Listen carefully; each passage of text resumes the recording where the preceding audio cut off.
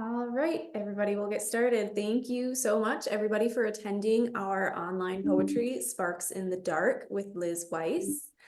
So a little bit about Liz. She teaches writing and literature at Salem State University. She's taught poetry in preschools, prisons, and nursing homes, as well as to the intellectually disabled. She's worked at Harper and Row Publishers and has an MFA from the University of Iowa Writers Workshop. She's published poems in London's Poetry Review, Porch, Crazy Horse, Lily Poetry Review, and Birmingham Poetry Review. Liz won the Talking Writing Hybrid Poetry Prize for 2016 and was a runner-up in the 2013 Boston Review Poetry Contest and the 2023 Small Harbor Hybrid Chapbook Prize. Her chapbook, The Caretaker's Lament, was published by Finishing Line Press in 2016, and Liz runs a refugee resettlement organization, North Shore Friends of Refugees, and works as a docent in a house that was built by a shipping merchant in 1768. So thank you very much, Liz, for being here today. We're excited to listen to some poetry with you. Thank you Yeah, so much for having yeah. me. And thanks for the library for hosting us. Peter, good to see you. Yeah. Been a You too, while. John. I know. We're going back into the archives here. Yeah. Now great to see you, obviously. So Liz, you've listened in on a few readings. So, Mhm. we want to start each program with, what the igniting sparks in the dark means to you, just the theme. I took this so seriously, John. I know. Hey, listen, I'm a highly paid poetry producer. I think I'm looking for my first dollar or something. Yeah. I get it. Well, so I've been thinking a lot because of you about the themes of sparks in the darkness. And so I thought I'd tell you a little bit about myself. For those of you who don't know me, I live in Marblehead, Massachusetts, over by the Massachusetts Bay. But I was born in New York City, really in the shadow of World War II. My father was a wounded veteran. My mother and father both lost most of their extended family in the Holocaust. So that's a lot of darkness. So what do you do with all that darkness? I'm thinking like finding light is not always easy. But poetry has always sustained me and been my constant companion and my true love. It's been like a map and a guide. And I think when I write, I learn what I think. I order my world and I go to the edge of what I know beyond what language can do. I play and test new ideas, and I also learn through poems how to live in the world. And as someone who's been chronically ill all of my adult life, I've been able to find sparks of light by concentrating each day on what I can do and not what I can't do, although that's hard some days. I've also learned how to ask others for help, which is difficult. Through my family, I find light through humor and through love. And during the Trump presidency, I began to help refugees find their home and their way in a new land, and some of that darkness lifted. Where I live on the North Shore of Boston, there are so many talented poets, too many to name. It's truly a mecca and a miracle. I love all of them, and I'm proud to call all of them my friends. So each writer I know here offers sparks to sustain me by sharing all of their magical words. And in the Jewish tradition, in order to make room for creation, God took a breath. And in that space that was left, the heavens and the earth were formed. But that meant that God was nowhere in creation. So God exhaled some light into the world. But the light was, this, as the story goes, too strong, too bright for the vessels that were meant to hold it. So they shattered, and the earth was filled with tiny sparks of God's light. So it's the responsibility of each of us to find these divine sparks and gather them back together and restore them to their place in order to repair the world. And I really think poetry helps us to do that. I divided up the poems that I gathered together for a playlist into 4 sections. I'm so organized. I can't believe it. This is not me. One is literal light and sparks. The next are sort of the sparks of new beginnings or youth. And then there are the sparks of feeling awe, being awestruck. And then the spiritual, more interior light. Um, so this is just, a few of my words. And I'm beginning with the literal sparks. Well, before you start, Peter, Mhm. I've got a gift for the most organized poet during a reading award. This is really A who I lot of am. people just kind of go organic. They Nope, start and nope. you're trying to rope them in later before the program ends. Liz, Wait, I love this. you have to understand, I've been writing poetry for years. I don't have any books. I just have poems all over the place. They're everywhere. Little pieces of paper, little files everywhere. I don't even know half my poems, so I had to go searching. Yeah, good, Um, great. And this is about my father's kingdom, about being with my dad on weekends in Staten Island, New York, where I grew up. And some of you are from there too, so you can just imagine. My father's kingdom filled with, among others, package store owners who were newly arrived. He notarized their signatures, god of liquor licenses. He stood for them in court, lent money, sipped their tea and honeyed wine. We visited them every Saturday, making the rounds all over the island in the old gray Chevy. We studied where they came from, asked questions, spoke a smattering of many languages, whistled the whole way home. And when their daughters graduated and sons married, he celebrated. My father taught me to walk beside all things and not be master. So when I entered the shops and bars and restaurants and saw his clients' faces radiate and grasped my father's hands as if he held Orion's sword, I grew tall under the sky of hope and mapped my world accordingly. Hmm, very nice. Late in life, my father's life, I took care of him here. Melissa visited us then. Amy knew him very well. And I wrote a braided poem based on a few different things. He had forgotten how to tie a tie, which he did every day in the whatever 55 years he went to work. He also was kicking a soccer ball in a lot in the Bronx, New York, and saw the Hindenburg fly over just before it exploded in New Jersey. Um, and then also he almost died in World War II, was shot with shrapnel in the head.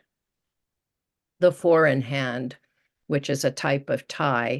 tying. Um, yeah, and this is a pantoon, not rhymed.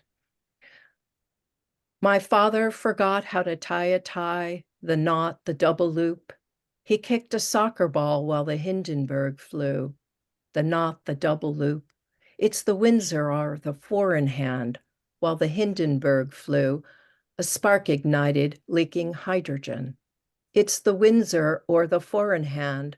Tighten by sliding it up the narrow end. A spark ignited, leaking oxygen. He caught shrapnel as an infantryman. Tighten by sliding it up the narrow end. The tourniquet was in the first aid kit. He caught shrapnel as an infantryman, below Verdun in a field at night. The tourniquet was in the first aid kit. Take the wide side around the neck. Tighten a bit.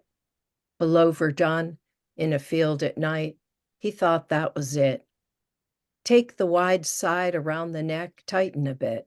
The mind goes in and the mind goes out. He thought that was it. Sparks jumped from the fabric to the frame. The mind goes in and the mind goes out. My father reads only headlines now. Sparks jumped from the fabric to the frame. Nothing will ever be the same.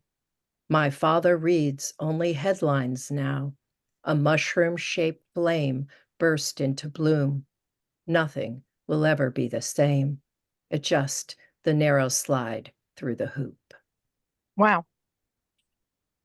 Amazing. Wow. This is a weird little one. I might skip that. I don't feel like reading that. Okay, so I'll read The Weight of Air about moving here 34 or 3 summers ago, with the beach around the corner. And this was August, but by October, the perfect storm happened. I don't know if you remember that, but you know, Gloucester's very close, and the Andrea Gale went out of Gloucester. So felt very connected to a lot of those families who lost loved ones. And this is about illness, which has a little bit of light in it. The Weight of Air. The first summer I left my sweaters out, quickly moving squalls wrecked coastlines and altered maps. No one was without risk. Roof shingles blew off, trees bent in microbursts. Then the Andrea Gale sank, drowning her crew of 6. A therapist massaged my hands, warmed up the paraffin, called it barometric pressure. The weight of air washed up whole fleets in downward sail, inside my body's curvature, that endless blustery season. Nothing could bring back my hands from ulnar drift, not drugs or love or the sound of my own children singing. At dusk, I collected sticks, built a bonfire on the beach, while stars lit a path and the moon pulled the tides closer into the pit, as if they said, I win, I win. Hmm.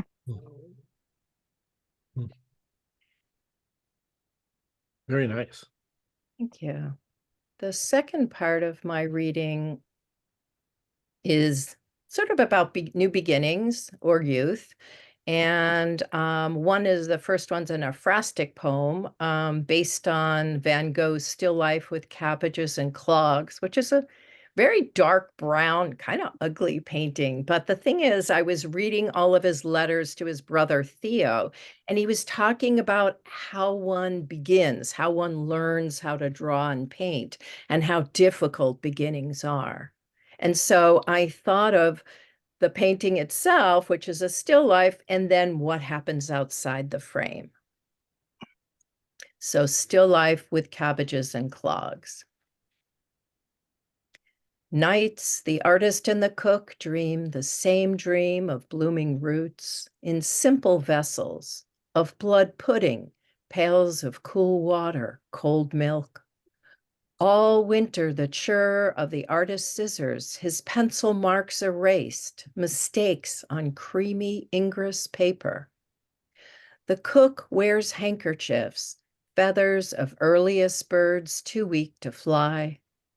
When the sharpened cleaver meets the groove between stalk and flowering head, obsidian clouds thrust forth. Small particles coat the frosty air. The cook warms herself with brandy. Her granite fingers sigh. She closes the shutters, mutters, strains and tosses, peels potatoes, then staggers fireside, serves with honey and salt on baked clay platters. She thrusts her feet into wooden clogs, removes her tattered linen apron, and steps outside the doorframe.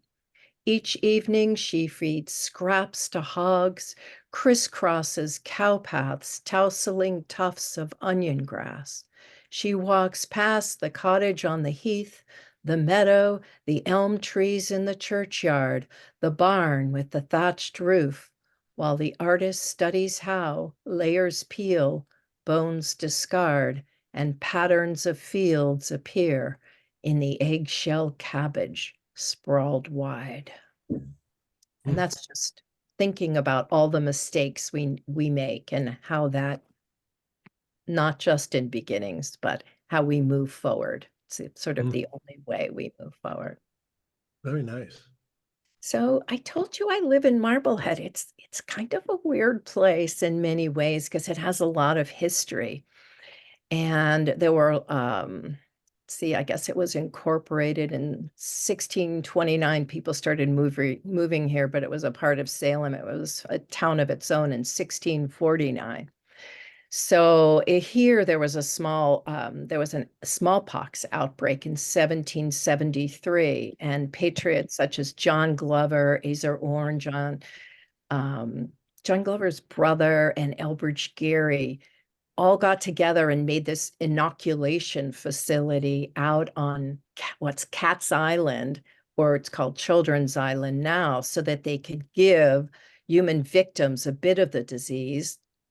They would get a mild case of it, and then they would rest there and be isolated till they were no longer contagious, and they would come back in. Of course, the people in Marblehead thought this was terrible. They were going to spread smallpox. They ended up burning the whole thing down, but you can still see the foundations of these buildings. So I imagined I was a young girl out there. Immunity, Cat Island, 1773. And this is in the form of a letter to my parents, let's say. On the rocky ledge at low ebb, we held our skirts high as we disembarked, leaving our dresses and trousers in the sifting house. The inoculation hospital Mr. Glover and his brothers helped build on the southwest side stands 3 stories. I can see tinkers and rams a whole mile's distance to Halfway Rock. The gooseberries well distinguished near the smokehouse, the rocks rendered rich and white, topped as if carved. A wellspring will surely ease my parched lips. I trust I will keep when exposed to wind and salt air. Back in town, I hope you are not among those who have been stricken.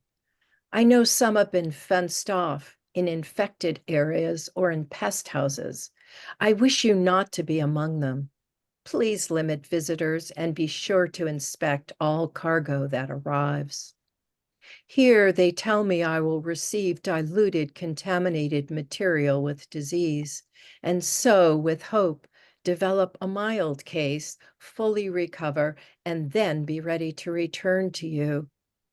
There are those who believe this new science will make our smallpox count increase, but they are weak-minded and without faith. Do not worry for me. I love the island, the spare music of the sea, the night sky, eerie and untouched. Guards are posted to ensure no one will come ashore and no one will leave without a health clearance. No boat other than the hospitals will approach, and once returned are to dock only at approved locations. Though I cannot approach the landing and only venture as far as the fence and trench where supplies are dropped off, I would be so grateful if some Sabbath my papa would board the hospital dory to visit and slip candies through the fence to make me smile and encourage my wellness. I await your message with longing. Your devoted daughter. Wow. Yeah. So yeah, a lot of history here, but That was 1769. a little bit earlier than that. I guess how did they 1773. infect people? I Um, didn't even want to well, know. they give them a little bit of the disease and diluted, and then they it's sort of the idea of what Hahnemann made for homeopathy, the German natural medicine is like a tincture of the remnant of the disease that they think cures it. Hmm. So yeah, so we're surrounded by a lot of history, but my history is really Staten Island, New York, growing up with TV, Kennedy being shot, those kinds of things. So Saturday mornings, maybe Sunday too, my sisters and I always watched cartoons, and we had old wooden captain's beds my parents had made, and there was a drawer in them to put blankets and pillows in, and my sisters would make up a little bed for me and put me in there. That was my place. When you're the youngest of 3 girls, they put you where they want you. Right, Melissa? So this Now, is Liz, Saturday. did you ever shop at Garber's? Yes. Yeah, I was the CFO of Gold Ring when they owned Garber's before they closed it. That's crazy. That's nuts. Yeah. A lot of us did. Yes. Yeah. So this is watching TV with my sisters and going back to those feelings. Saturday mornings. I am facing the wrong way and can see the screen, but I can hear Davy talking to Goliath about the goodness that comes from giving.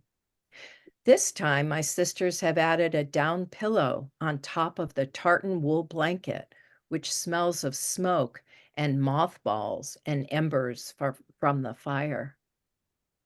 Above my head is a plank of dried pine, making it dark and warm in my drawer hovel. They close me in. My beloved has a torn ribboned border whose corner I clench in my fist and suck. The love I have for him might send my life up in flames.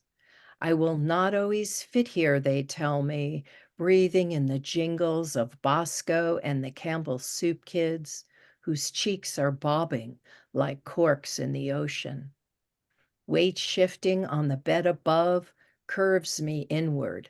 My sisters, my childhood toys. I close my eyes and see an entrance into a moving tunnel of stars. We also were very aware of those afternoons, long afternoons or rainy afternoons when there were just those black and white old movies on. And this is about my neighbor Elaine, who spent most Saturdays watching those. Another TV poem, Lost Footage. Weekends found my neighbor Elaine in her parents' living room, where none of her parochial charges could reach her with their untied Oxfords and smells of chalk and glue. She perched in an easy chair, afternoons slipped into worn grooves. She watched black and white movies, frame by granular frame, the soundtrack crackling. Sometimes there was popcorn, an extra pillow, or a bathrobe and compulsory slippers. She snorted when endings were obvious, smirked at DAR like actresses, ignorant ingenues who puckered and trilled over Bakelite phones. She abandoned herself to the obsolete, as if she still loved the world outside her window, even if she never looked. It was the height of the 60s. We still ate fish on Fridays, and our brother hadn't yet tripped into the merciless jungles of Vietnam. Unmarried, where else was there to be but in the interval, the commercial, switching channels? Here she was queen, critic, goddess to all she knew and all she cared to know of that odd bluish light glow to which we were all obedient. Mm. I have a little poem that's a guzzle, which repeats the same, it's written in couplets. It repeats the same word at the end of each couplet, which is stars. And it has your last name, your first name or your whole name in the last couplet. Guzzle with stars, light, say. We accelerate through red traffic lights, playing hide and seek with stars, past the observatory and the National Cathedral. We are praying, two silent film stars, making our way to the little house. If the midwives arrive in time, I will thank my lucky stars. I want so much to hold your gravity on your first night in the Milky Way, under stars. When you arrive, I will sing to you if you cry, and hum and tap to the beat, to the tune of pop stars, so that every moment will be one of music. I'll sing of the spheres and of how the sun is a star, the sky divided into 88 acres. There's no turning back, stellar remnant, white dwarf, neuron star. We'll form a constellation, the three of us, a whirling mass of gas and dust to make one bigger star. I push into a black hole gaping in the grass. Your father times each contraction by the stars. As we wait, he shouts Elizabeth to call me back, not knowing that when a star is born, there is also a collapse. Mm. Um, Very nice. thank you. The next Hey, one. hey, Liz, I think Yeah. you've been on other shows near the top of the hour. I know, Sorry. joking. Uh, at the top of the hour, for those who haven't been on the show before, we have a Oh, little break for the audience to okay. ask questions, Mhm. provide some comments. I think Peter may know my famous line, "Don't let the poet off easy." This is a time to get her on the griddle and turn. No, I can't. I always like that line. I don't know why, but Riddle. yeah. Nice. Anybody have any comments, questions? Just unmute yourself. Liz, it's lovely to hear your voice reading your words. Oh, It's Randy, it's so relaxing. thank you. Randy's was a musician in high school. Maybe do you still play music? I still do. It's you still have the beats in your head. Yes, Yeah, I think of that all the time when I'm writing. Good to see you. I hope you're well. I am. And Liz, I'm so enjoying the poems and hearing you read them because some of them I've seen before, but I hadn't heard you read them, and it's just so special. And I'm so glad to be here. So nice that you're here. I miss you. I think that these are some from bazillion years ago and some more recent. They're really from all over the place. Crazy. Well, I have to chime in as a fellow Staten Islander. Hi, Melissa, and hi, Liz. Hey, Rich. Hi, Melissa. Liz, you're doing wonderfully. Very proud of you, aren't we, Melissa? But you have to take your walk, Rich. Don't forget. I just did the walk. I did the Oh, walk. good. I'm Okay. I'm at the tail end of it. So Awesome. Okay. great work, Be in good Liz. shape. You got a new grandkid coming soon. That's right. Great work. I know. Thank you. Thanks. Liz, one other comment. I love it that poems stand alone and they mean something to the listener, but hearing your introductions and filling in some of the details of what inspired you to those words is really thrilling. Oh, thank you. I tried to keep it very much on those themes because, I could have pulled in a lot of others. But yeah, I hope it made sense for that reason. Thanks. And I'd like to add, as a fellow Marbleheader, how much I enjoyed the way you weave our history, our rich history, and obviously the beauty of our location into your poetry. All the poems were beautiful. Those with, Marblehead content, particularly resonated for me. Thank you. Thanks. And now it's a really summer after this last weekend. So anyone who wants to go look for beach glass, come on visit. Yeah, Liz, I think for me, I always love poems that are very personal in nature because I feel like I've opened up your family photo album, or Oh, I'm looking at some old movies that maybe someone made with one of those old cameras. So it's really nice to kind of get a insider's perspective on some personal stuff you're growing yeah. up.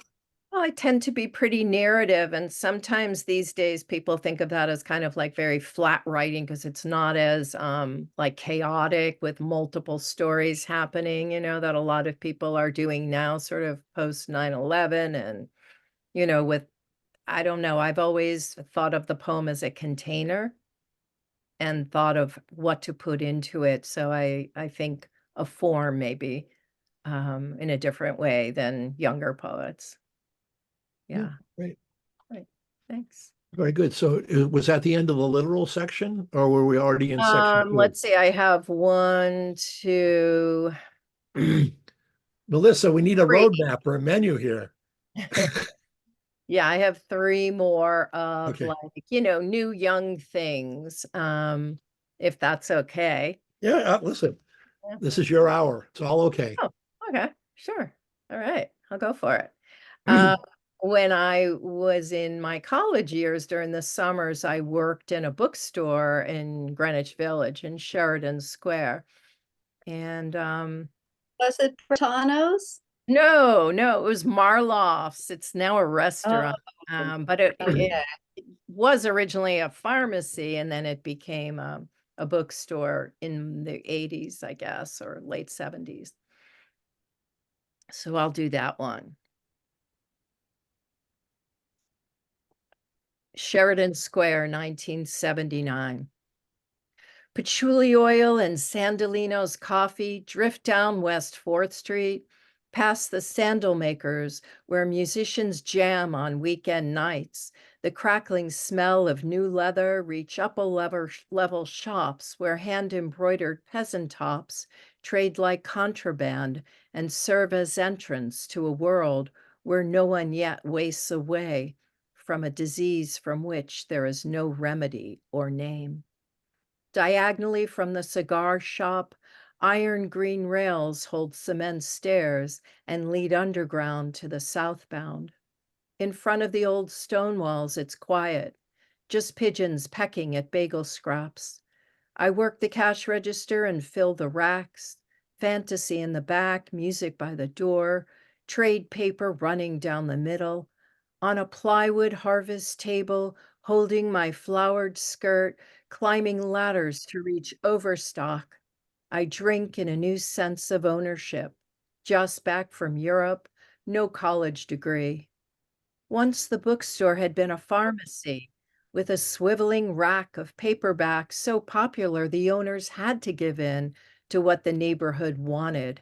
Unnumbered streets, a crisscross of skewed geography where nothing rests parallel except the edges of new type drawn from box-cut cartons with spines yet unopened.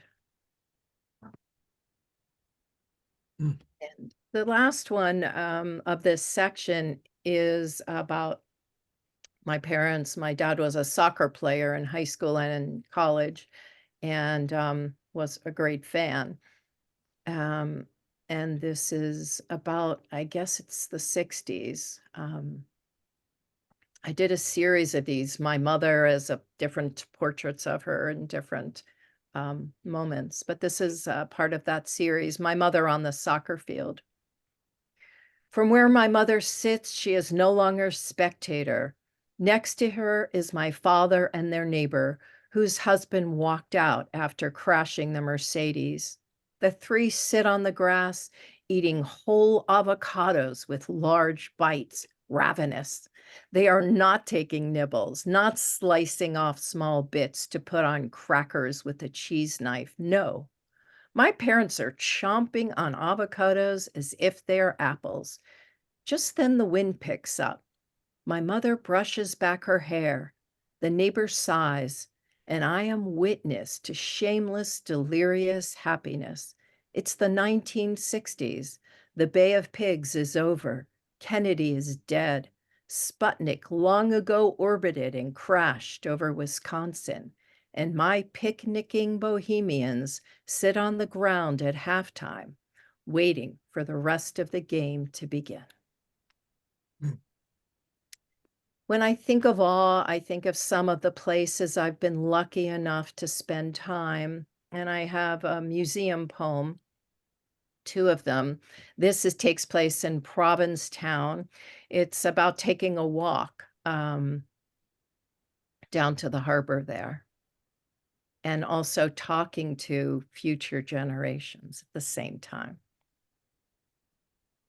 In the museum sculpture garden, I am each blade of grass, quicksilver displaced, when I lay in the museum garden's lair off the busy sidewalk where tourists pass.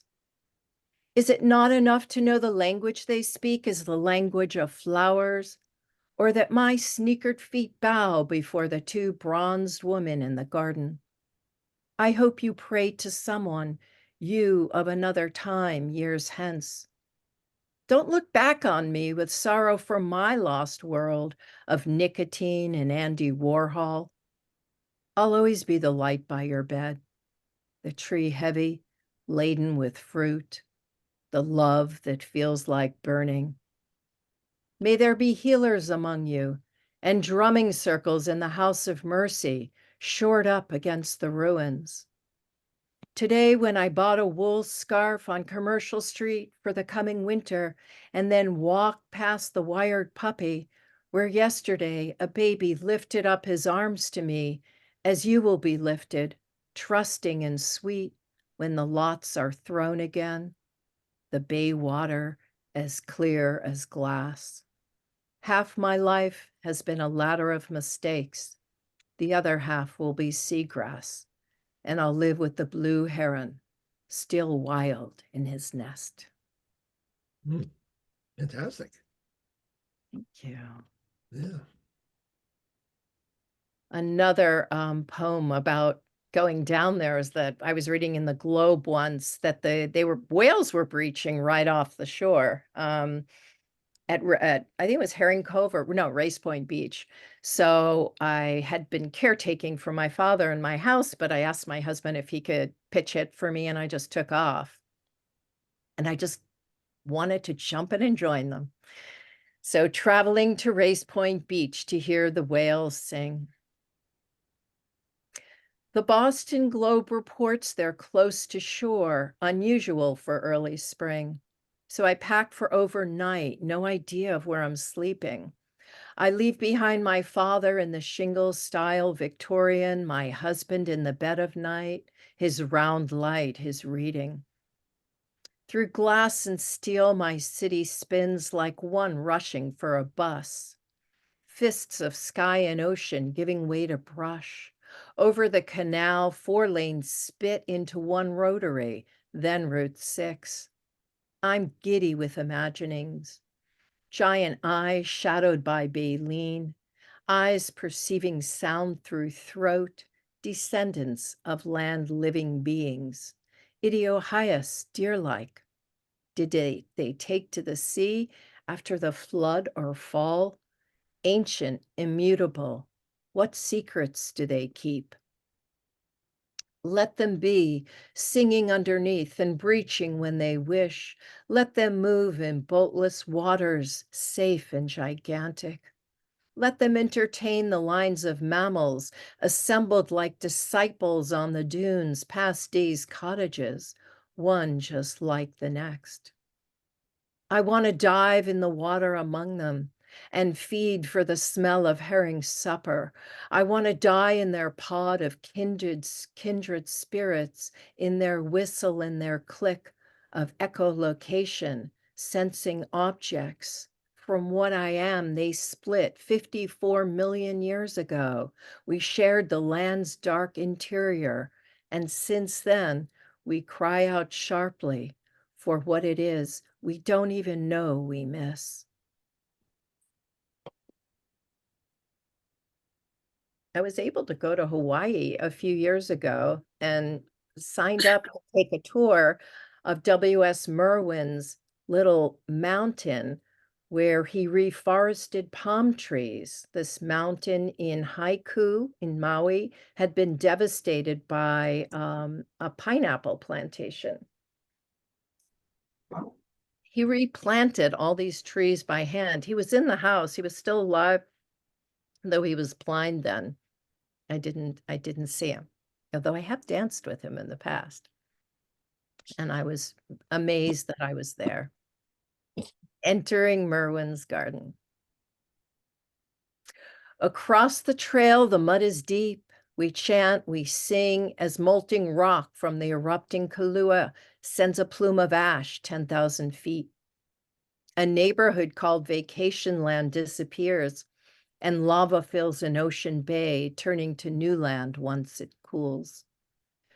Who am I to say how the silver sword lights a path, or how the darting hummingbird's tongue knows to taste what it loves? But trees know to root where the water table is deep, and the palm must make a flower before it makes a seed. Below our feet, distressing signals of drought and disease move through each nerve ending and root system. So much happens we cannot see. The memory of slippery mango we ate for breakfast becomes, despite our longing, the past. These are the days that are ours. We listen to the worn-out ground above the smooth canopy, content to rest here in the broad sweep. And the mangoes, the scent of them, rustle the leaves.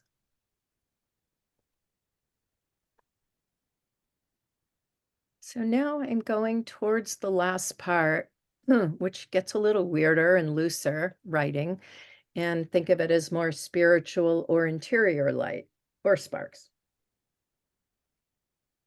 This was written when I was at Vermont Studio Center for a few weeks. I would drive around in the day and take little hikes and then come back and write about it. Unstable surfaces.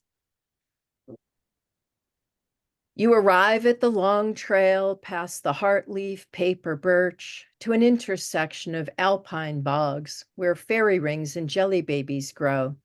You watch for turning vehicles, signals. The road is narrow. The air is thin. There's snow. You must allow room for whatever comes towards you. Hairpins turn to craggy rock. Hunter and his dog, singing bird, elephant's head. The ice came first. It cut crashing into deep lakes, clear ponds. Long ago, you visited Lost River, Glen Falls, the Laurentian Mountains, a hidden gorge. Now you view on Google Earth swaths of granite trails, adapting and balancing with finesse. You'll never be at Whitecap's Bridge again, where only one can pass. So carefully you drive the single lane, past Millhouse and Park, then wade into the cold river past flow lines and fall lines to the lower lip. On the slope, your feet give out. You squint through backwater. Every town cradled in the mountain range has bridges, coffee shops, burnt out houses, laundromats.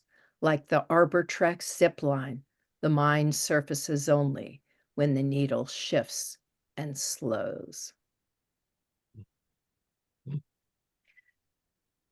I wrote about, you guys know about Brian Wilson and the Beach Boys? Yeah, yeah. I remember the album Pet Sounds. I was listening to this one winter when I was cutting out 1,000 words for my students to make found poetry from. Pet Sounds. I'm listening to the Beach Boys and cutting out words my students will paint shape into poems. Mottled gray clouds move eastward. A gull dips and disappears. There are flash flood warnings again, splintered paths of havoc. As the sky darkens, it's harder to see the grapevine crawling over my back fence from the neighbor's garden. Clusters of swollen fruit withered before I picked them. Isn't that the way of things? Too busy to notice what grows without coaxing. I guess I just wasn't made for these times, Brian Wilson sings. He was bullied as a kid, and his dad smacked him around, which is why he's deaf in one ear. This morning, the sun brightened up the rain, just as we sang in playgroup, where I held the hand of a 1-year-old, listening to the baas and neighs of barnyard animals entering her lexicon. He was a genius at harmony, even though he heard voices. He made things go from not existing to existing. I have to trust what was given to me, the dark spools settling in my chest, even when I can't find weight. I can't find words to plant my weight back on earth. I think also of the more spiritual light, I think of the ghosts. We all have ghosts. And I had a dream once. My father came back. He was always very enamored by this idea of Galileo's daughter, who was illegitimate and was sent away to a nunnery. That was one of his little favorite stories to tell me about. And I did care for him for 3 years here in my home. Songbirds. You came back so that I could see you and that scarred kick the can shin, so that I could touch your bristled cheek and ask, how am I ever going to live without you? Narrowing your laughing eyes to show me what you mean. You hobbled to the bathroom, shuffling over thresholds, annoyed you needed care, then sat at my kitchen table in your favorite Viella bathrobe, ready for me to serve you again. A tree grew near the furnace pipe. You told me how beautiful it was. Something you never would have done in life. You would have held your hands in the air like you did when Pele missed a goal at Meadowlands and yelled, "Get that damn thing out of here. What were you thinking, really, Elizabeth? You and your wild ideas. You really are too much." But there we were in the morning at the white table, skimming the New York Times in silence, and the tree was in flower. I am reminded of Galileo's illegitimate daughter, sent to a nunnery, who cooked a songbird for his visit, a rare delicacy. Wow. Here's one that's just a little sing-songy, although not following any pattern. I guess I wrote it for myself after I turned 50, which wasn't that traumatic. I had a Mad Men dinner party, so that was great. But after 50, now I need an after 60 poem. After 50, dinner parties get easy. Nothing burns, meat gets braised. Your hands know to gently whisk swirls of Dijon into mayonnaise. After 50, you know your oven well. There's no need to adjust the racks. You don't need a timer. You're relaxed. After 50, all that could go wrong already did. The silver comes out, it goes back in. Platters might shatter, but all is short-lived. When stiff or sore or scorched, you can sit back and take a drink, slowly mixing and breathing in the raspberry rhubarb cream. After 50, you know what's important and what to say, and that it's all right for silence to descend like a king demanding loyalty of his subjects, who know the sweetness of a bare shared bitterness. What once seemed too much no longer is. After 50, you raise your glass to all that's good, for all the brokenness of the past and transmutations of your various selves. You know your spouse is just your spouse. You can add a little pepper or a little salt to the wounds, but all their faults are also yours. There is forgiveness and dessert, and a world within the world, and a place to rest far from the distant glimmer that endures. So we still have a little more time, or We got kind of 9 minutes. 9 minutes? I could do a few of these new ones I wrote while I was in Taos with Ellen Bass in last May and Ray Howe, a teacher who I love. That's got, yeah, Marie Howe. Yeah. I think you said it all. And this is, I rode up to Taos from Santa Fe on the high road, and I was kind of shocked at the beauty. I actually had to pull over and just look because I had been there before, but I just hadn't seen it really. High road to Taos. How easy it would be to let go of 1,000 wounds, to let tributaries run their distance into the wide open, through the rolling hills and the wind-carved hoodoos, to forget how I came to be on top of the high road, the earth a cathedral of sifting sediment. Looking down from mountain heights, I have a feeling that my hands are a symphony of dust, as if to say, here is the border and you must cross it. It is porous and dangerous, and if you find yourself floating in the Rio Grande one afternoon, you are lucky. If you allow the current in, drift with it instead of fighting it, as you do, you always do. Do something for one's good, tender to your needs. And who needs hands anyway? What were they for? For making church steeples, for holding sleeping children, for chopping herbs, for pulling weeds from the garden, for loving the garden of your body, for your razor sharp shoulder blades, wild and unbroken, your shoulder blades of need and earthly things. Needs are no longer that which was, pushing, electrifying. I wanted it but longer. I wanted it to never change the current, the direction, the depth, the way it went. Soft, soft flow, like an ancient tune from centuries ago, stripped of ornament, no longer the flesh, but that which is left.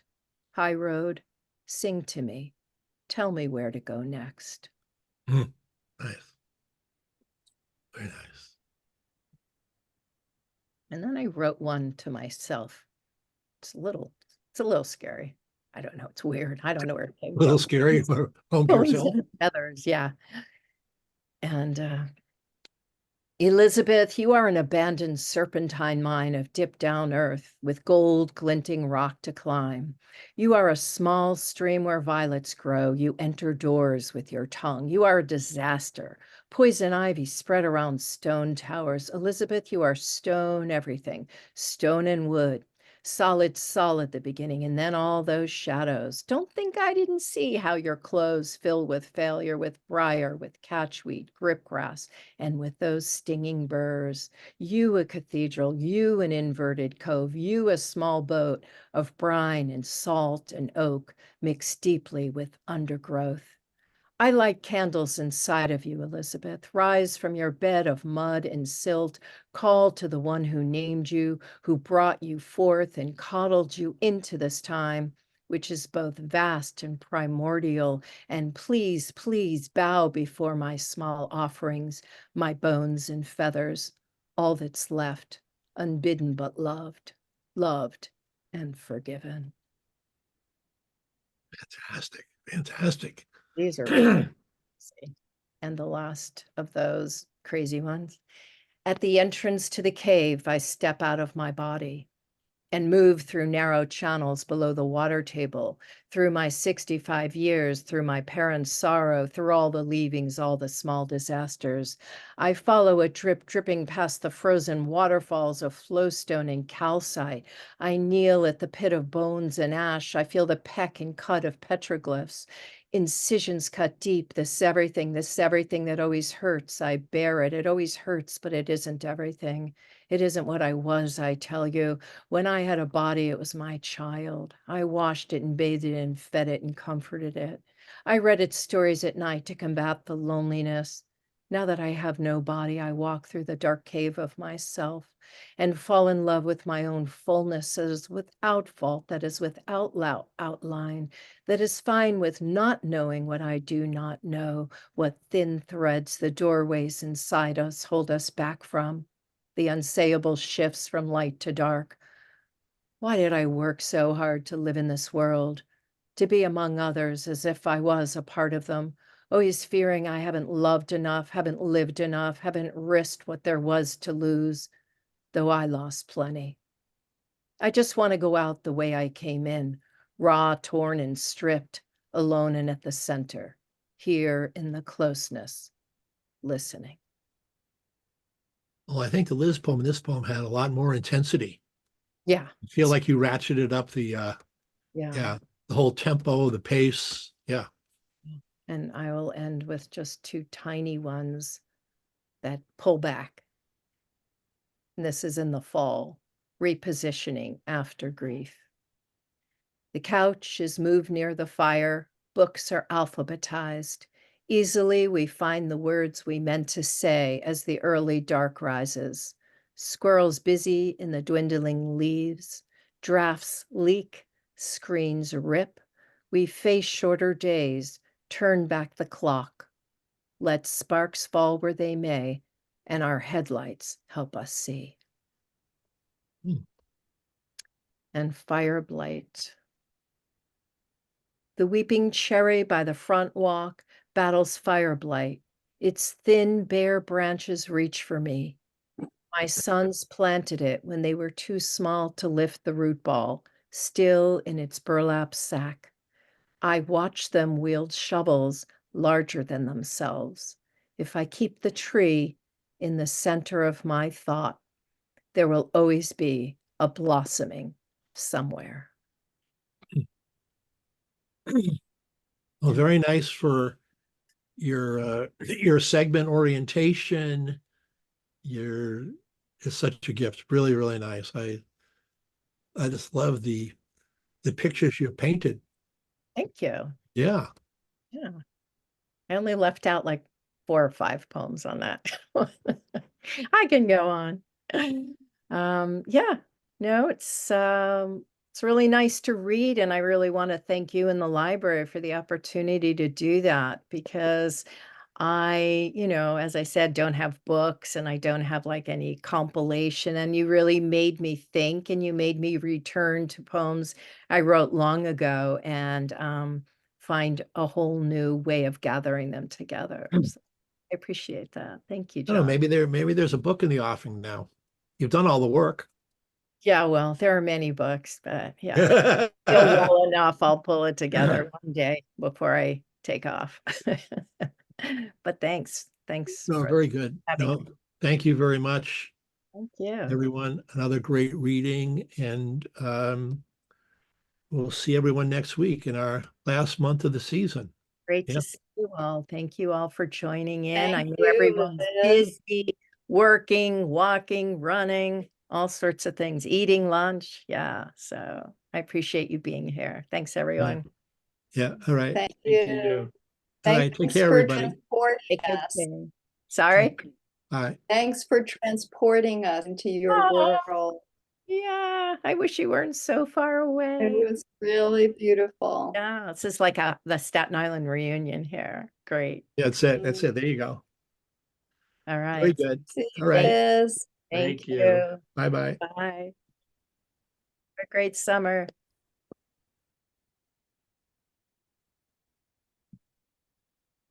Peter? It's off.